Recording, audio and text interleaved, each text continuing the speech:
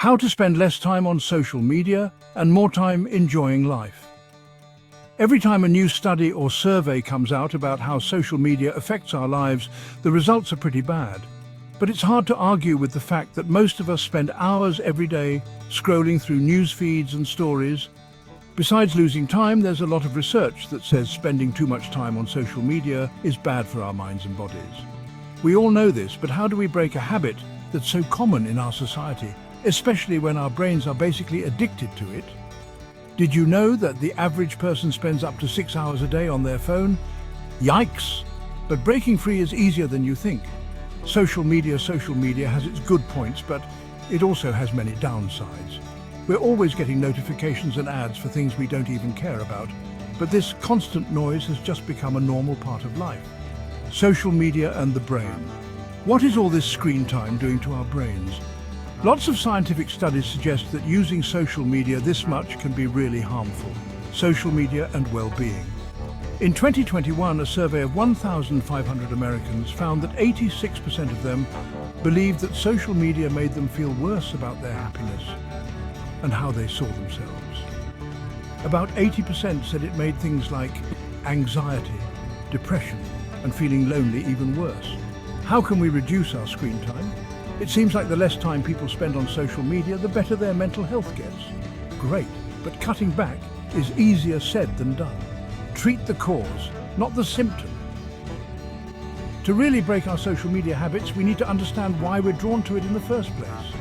We might think it's just a mindless habit, but if you start paying attention to when you feel the urge to check your phone, you might see a pattern, a quick fix. We often go on social media for a quick hit of dopamine, the feel-good chemical in our brains. You might notice that you want to check your phone more when you're bored, stressed, overwhelmed or lonely. Identify the root cause. Spend some time figuring out what makes you want to grab your phone. That will help you find other ways to satisfy that need without scrolling. Replace with a new behavior. For example, if you go on social media to deal with anxiety, try taking a 5-minute break to meditate or do something that helps you feel grounded. We often look for a quick distraction when we're feeling bad, but scrolling rarely makes us feel better in the long run. Do you use social media for distraction? Many of us automatically pick up our phones to avoid feeling certain emotions. But instead of giving in, take a moment to pay attention to your mind and body. Do you use social media for social connection? One of the great things about social media is that it helps us feel connected to loved ones and people we admire, no matter where they are. This is good, but we probably don't need 4 hours of screen time a day to feel connected. Make the connection more meaningful. Try making plans to see or call someone you miss. We spend so much time on our phones, but it sometimes feels like a big deal to meet someone for coffee. Letter writing. If you want to try something more therapeutic, write a letter to someone who's far away, like a grandparent or a friend who moved. Letter writing is good for our brains and mental health, and it can really make the other person happy. Redirect your energy. If you're relaxing at home and feel restless, why not bake something for a friend or neighbor? You'll have to bring it to them, which is social, and it will definitely brighten their day. Do you use social media for entertainment? Many of us go on social media just to be entertained. It's true that there are amazing creators out there, but it's much more fulfilling to experience these things in real life. Why not go to a comedy show instead of scrolling through memes? Turn your interest into a new skill. If you're always watching musicians and dancers on TikTok, maybe you should go to a live show or take a dance or music class yourself. Get playful in the real world. If you love games, try playing them offline by having a board game night with friends or even going to an arcade.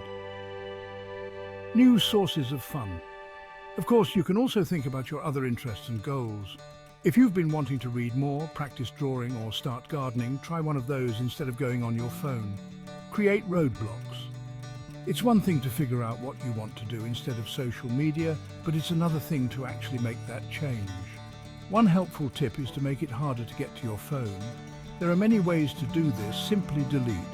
The obvious first step is to delete social media apps from your phone. You can still use them on a web browser if you need to, but they won't be right there, and you won't get notifications. push back. You can also just turn off push notifications if that's what tempts you.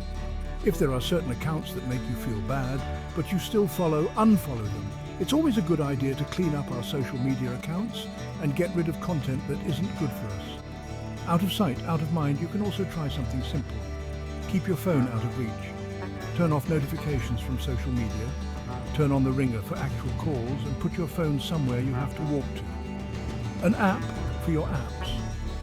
Because too much social media is a growing problem, there are now lots of apps that will track your usage, warn you when you're using it too much, and even block certain apps after you've reached your limit. Create accountability. Scrolling on social media is usually something we do alone, which means it's hard to hold ourselves accountable. This is often where we fail when trying to break habits. The buddy system. You can ask a friend who's also trying to cut back on social media, or who's at least willing to help you cut back. This could be your partner agreeing that neither of you will check your phones while watching TV, or a friend at work who'll go for a short walk with you when you get the urge to scroll. Tough love. There are also lots of accountability apps that will help you stick to your time limits in clever and sometimes annoying ways. For example, one app will donate money to a charity you dislike if you go over your screen time limit. Replace and reward. It's important to reward yourself for doing the new activity instead of using social media. When we use apps like Instagram or TikTok, our brains are trained to keep wanting more. We need to start rewarding ourselves for the new behavior to make it stick. Consciously reward yourself. This will also make it feel less like torture and give you something to look forward to. For example, you could give yourself a 10-minute break to do whatever you want after working for an hour without checking your phone. The real reward. In the end, the best reward will be the feeling of freedom when you're not glued to social media and can get back all those wasted hours in your day.